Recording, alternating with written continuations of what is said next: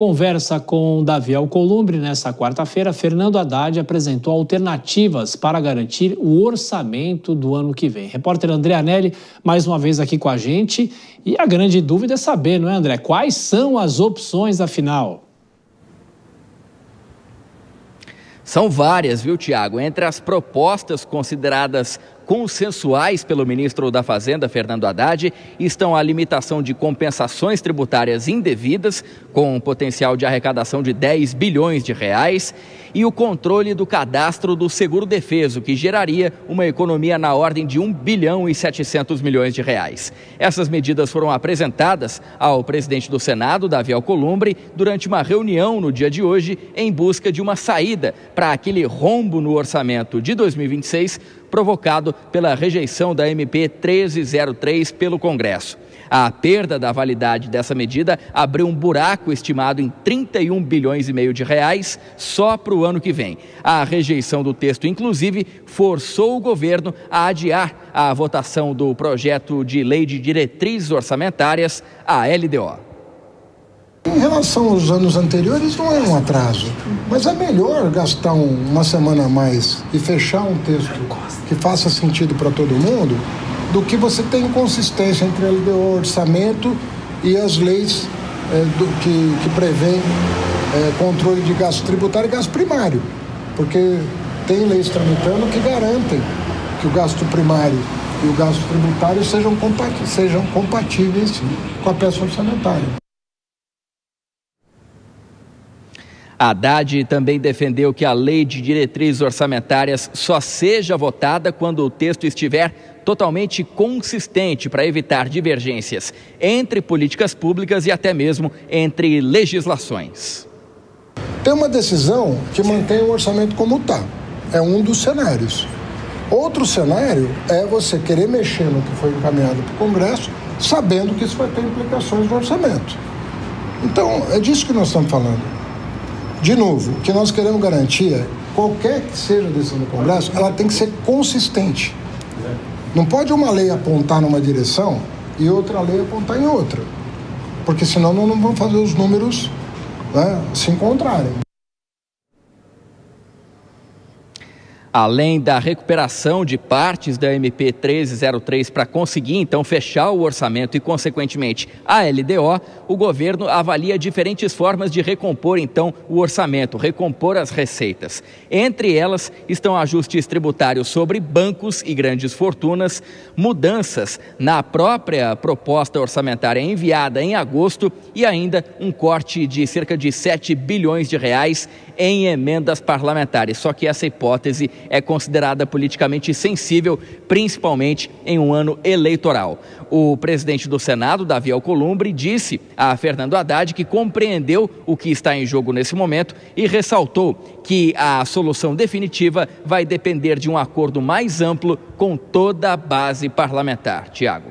Essa seria a saída ideal e tem que ser assim mesmo, porque o orçamento precisa ser votado data limite até o fim do ano, mas outras vezes o orçamento já avançou os anos seguintes. André Anelli com todas as informações, a discussão sobre orçamento. Nelson Kobayashi e Dora Kramer. Começa agora deixa a gente voltar aqui. Eu preciso fazer mais uma pergunta para o André Anelli antes de girar esse assunto. No Congresso Nacional, não é, André? O senador Randolfo Rodrigues afirma que a taxação das bets e dos super ricos não corresponde à maior parte dessa medida provisória que já caducou. Isso está em discussão também, não é, André?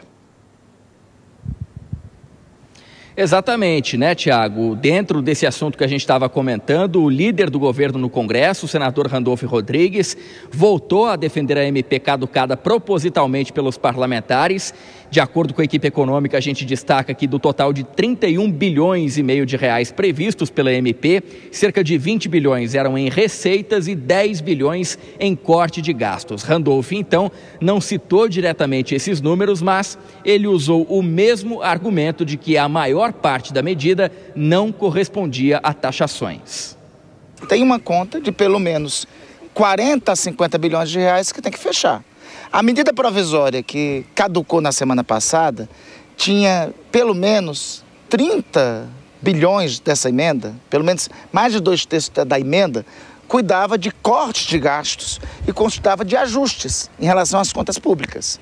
Na verdade, a criação a taxação de bets, de bilionários, de bancos, não correspondia à maioria da medida provisória. É essa conta que está em aberto.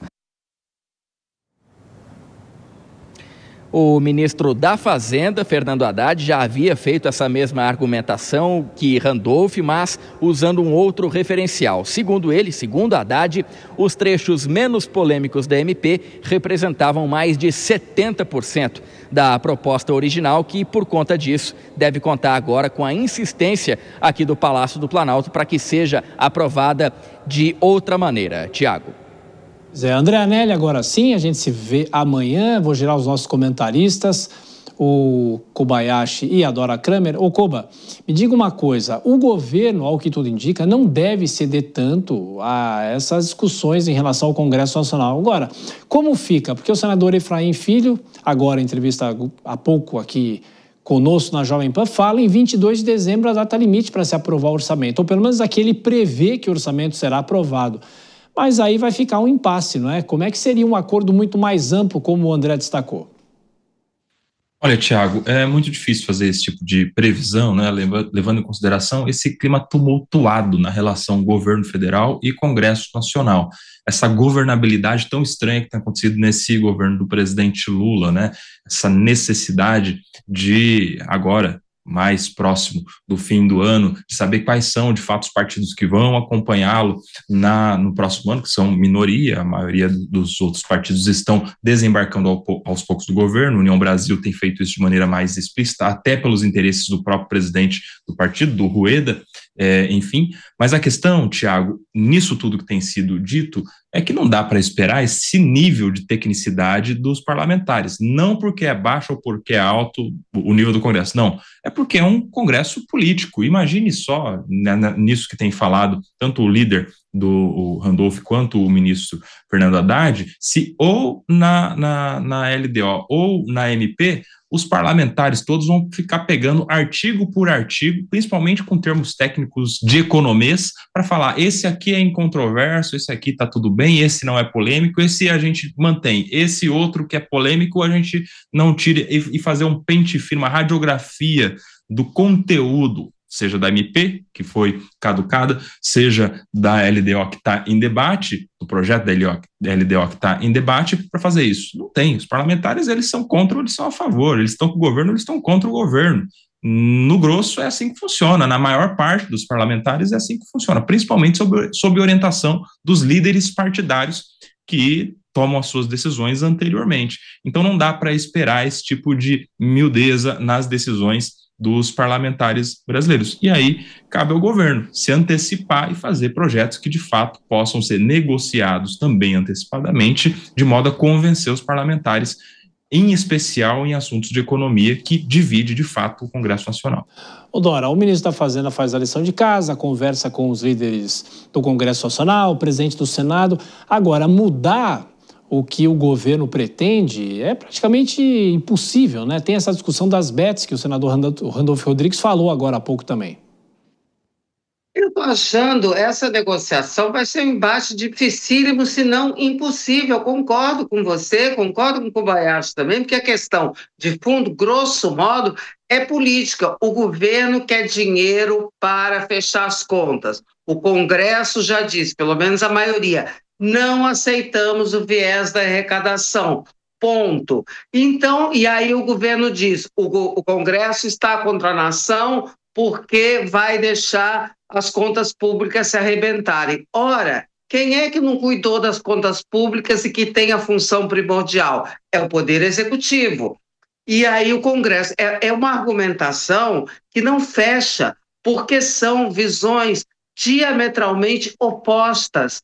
Então, vai ser um trabalho, pode ser que na política, que o governo coloque outras questões, faça propostas de corte de gastos que possam ser contrapostas a essas, mas eu não estou vendo. Do jeito que o governo está nessa corrida eleitoral para arrumar inimigos, para poder ter embates que agradem a população, estou achando que é uma discussão, e a discussão é política, porque a casa é política, né? Ali não é o Ministério da Fazenda, o Ministério da Fazenda propõe as suas minudências, coloca tudo, mas a decisão é política. E isso, de uma maneira simplificada, é o que está posto. As visões são antagônicas. Como essas visões vão se compatibilizar ou chegar a pegar esse dissenso para construir um consenso,